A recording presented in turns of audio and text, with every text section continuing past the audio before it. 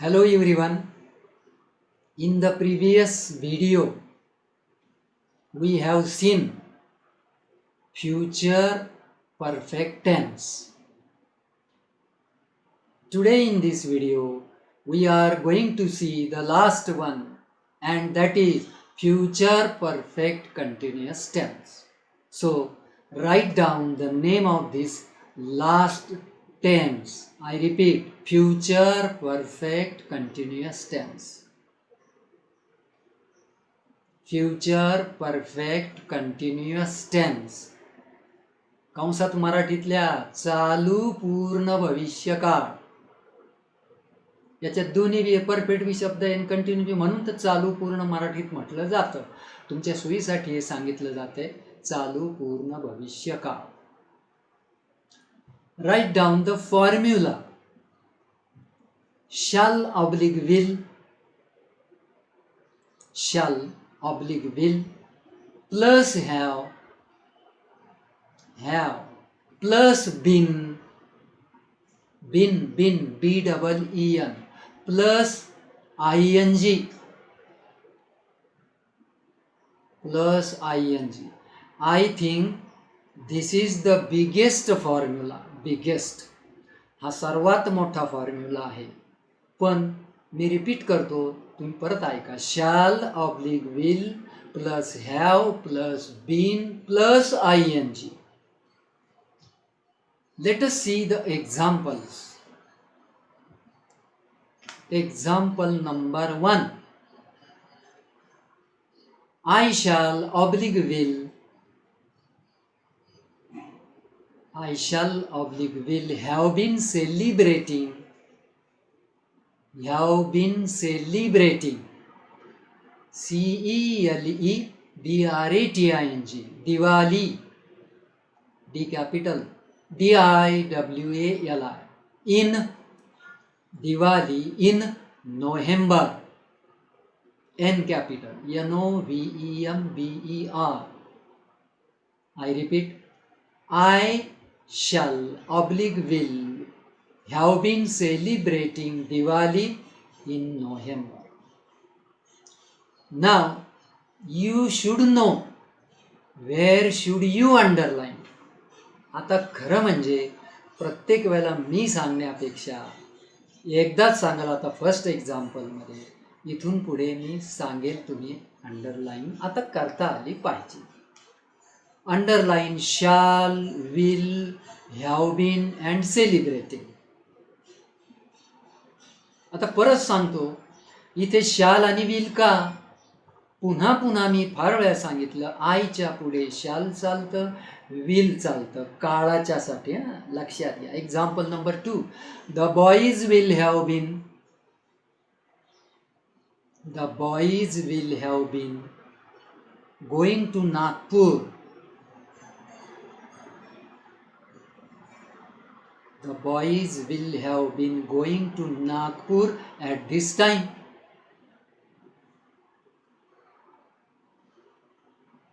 At this time. Underline the words. Now you should be able to do this work. It has become very easy now. Formula is there. Example number 3. Anita will have been, Anita will have been writing a letter to her parents, on Sunday. On Sunday. I repeat, Anita will have been writing a letter to her parents on Sunday. अजून एकाचाही अर्थ नाही सांगितला. आता याचा सांगतो. अनिता रविवारी तिच्या आईवडिलांना पत्र लिहित असेल. याचा अर्थ असा आहे, ती रविवारी ते काम सुरू करीत, अर्धैक झालेलं असेल, पण पूर्ण व्हायच्या बेतात भविष्यकाळात. बघा बरं, थोडासा समजून घेण्याचा प्रयत्न करा. Example number 4. Amar will have been, Amar will have been playing chess Amar will have been playing chess with his friends in the evening. Playing chess with his friends in the evening. अमर मित्रांबरोबर chess खेळत असेल म्हणजे खेळायला सुरुवात होऊन पुढं ते काम चालू असेल. काहीसं पार्टली ते झालेलं असेल, पार्टली पुढं चालू असेल. Underline the words will have been playing. Example number 5. The students will have been attending attending attending school in July.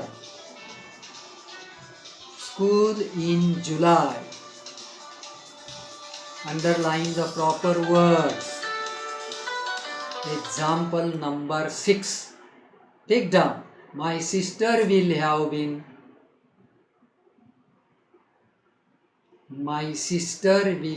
been washing clothes.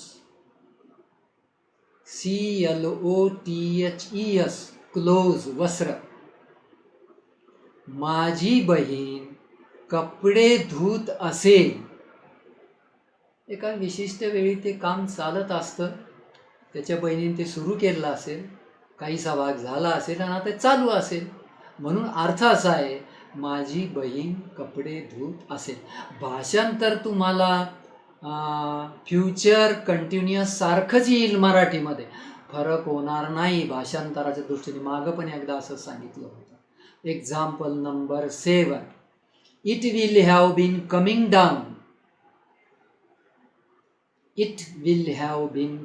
down. ते खाली येत असेल, काय असेल ते असं मागं उदाहरण घेतलंय मी. सोपं आहे. Underline the words will have been doing, coming. Example number 8. They will have been collecting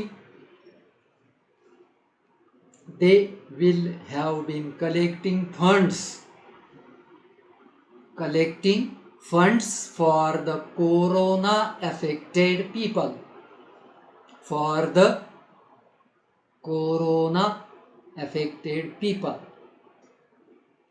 I repeat, they will have been collecting funds for the corona affected people. Corona बाधित लोकांसाठी ते फंड्स गोळा करत असतील, म्हणजे पैसा अडका गोळा करत असतील. Underline the words will have been collecting. उद्या कधीतरी भविष्य काळात सुरुवातही होऊन गेली असेल, पण संपलेलं नाही, पुढे चालू असेल. Example number 9. What will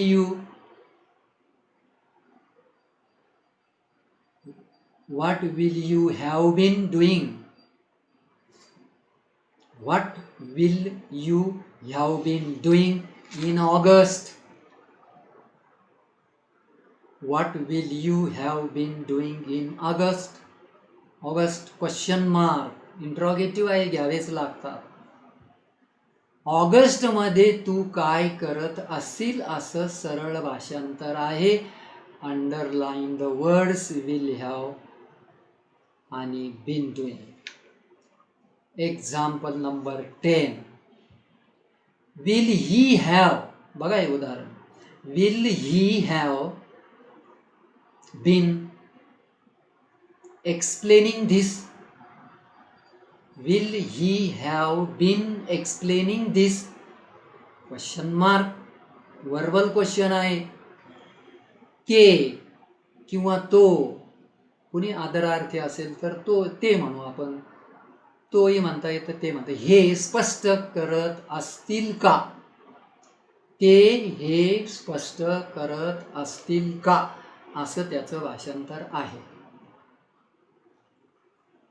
We have finished all the tenses and now I revise certain points for your information.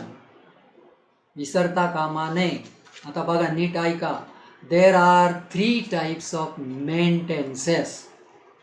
They are present tense, past tense and future tense. Correct. वर्तमान काळ, भूतकाळ, भविष्यकाळ. आता हे विसरायचं नाही बाबा. In every main tense there are 4 subtenses. प्रत्येक मुख्य काळात 4 उपप्रकार असतात. And what are they? I tell you. Simple, continuous or progressive, perfect and perfect continuous. Means 3 into 4 is equal to 12. आता इकडं बघा, ह्या 12 काळांचा अभ्यास तुम्हाला करायचा आहे. आता तुमच्यापैकी काहींचा असा समज झालेला असेल की सर कोणतंही वाक्य उच्चारलं म्हणजे ते कुठल्या तरी काळात बसणार ना 12 पैकी, किंवा एक जर तुम्हाला दिलं तर ते 11 मध्ये चेंज करता आलं पाहिजे. आता एक गोष्ट सांगतो, काळ ही भानगड एवढ्यावर संपत नाही. मी तुम्हाला 1-2 उदाहरणाने स्पष्ट करून दाखवतो.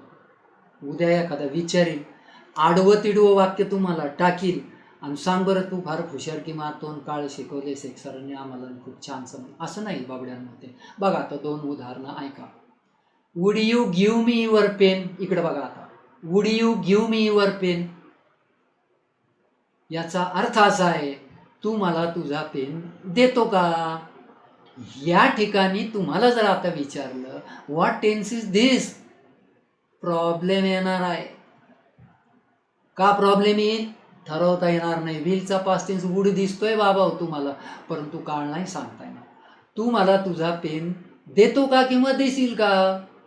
Would you give me your pen, इथे तुम्ही एक प्रकारची रिक्वेस्ट करतात या वाक्यामध्ये. आणि वुड हे मॉडल आहे, पण पेन द्यायची क्रिया अजून घडायची, ती पण घडलेली नाही. म्हणजे इट इंडिकेट्स फ्युचर टेन्स. हे लक्षात घ्या. मग एखादा व्यक्ती तुम्हाला आडवं टाकील आणि काळ विचारील, अशा वेळेला गडबडायचं नाही. तुम्हाला परीक्षेला जे काळ विचारले जाणार आहेत ते 12 प्रकार मी शिकवलेले आहे.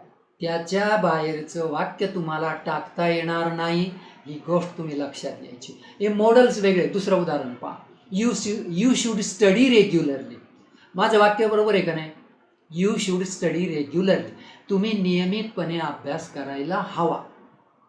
आता याच्यामध्ये एक प्रकारची सूचना, सजेशन केलेली आहे, पण ते अजून घडलंय का? नाही घडलं. तुम्ही नियमितपणे अभ्यास करायला हवा, तुम्ही करत नाही म्हणून समोरची व्यक्ती म्हणते ना, पण काळाच्या दृष्टीनं ठरवायला फार अवघड जातं. म्हणून शूड हे मॉडल आहे. मॉडल वर्ब म्हणतात याला. मॉडलची कॅटेगरी वेगळी आहे. दुसरं उदाहरण पहा. He is a doctor.